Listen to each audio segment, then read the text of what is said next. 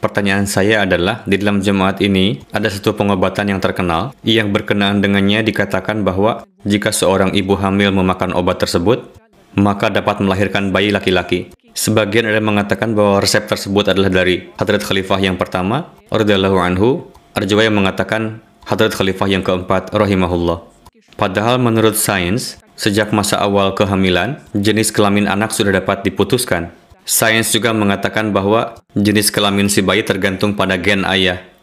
Masalahnya adalah, orang yang mengatakan demikian hanya mengada-ada. Berkenaan dengan obat, para tabib memang memiliki resepnya. Begitu juga resep-resep kuno. Para tabib zaman dulu pun biasa memberikan resep obat agar wanita hamil dapat melahirkan bayi laki-laki. Oke? Hadrat Khalifatul Masih yang pertama adalah seorang tabib yang sangat mahir. Beliau pun memiliki resep untuk kelahiran anak laki-laki. Namun biasanya obat tersebut dikonsumsi sebelum seorang wanita mengandung. Benar yang Anda katakan bahwa ketika janin sudah terbentuk di dalam rahim, setelah itu Allah Ta'ala membentuk sesuai dengan kehendaknya.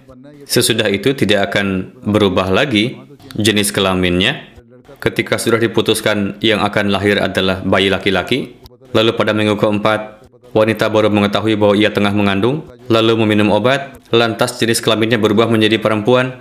Tidak bisa demikian, karena itu bertentangan dengan sains, bertentangan dengan prinsip hukum alam, dan bertentangan dengan hukum Allah Ta'ala. Itu tidak mungkin terjadi. Orang yang mengatakan demikian hanya mengada-ada saja. Memang para tabib memiliki resep obat, namun dikonsumsinya sebelum mengandung. Dan hal itu dibenarkan oleh sains. Karena ada sebagian jenis hormon atau obat-obatan yang jika dikonsumsi, 60 bahkan 70% peluang untuk melahirkan bayi dengan jenis kelamin sesuai dengan yang dikehendaki. Hal demikian bisa terjadi. Namun jika dikatakan bahwa setelah diketahui bahwa seorang wanita mengandung dan sudah mendekati masa kelahiran, lalu mengkonsumsi suatu obat kapanpun sesukanya, lantas bisa terjadi perubahan jenis kelamin. Yang seperti itu tidak ada, hanya mengada-ada. Pendapat tersebut dibantah oleh hukum alam.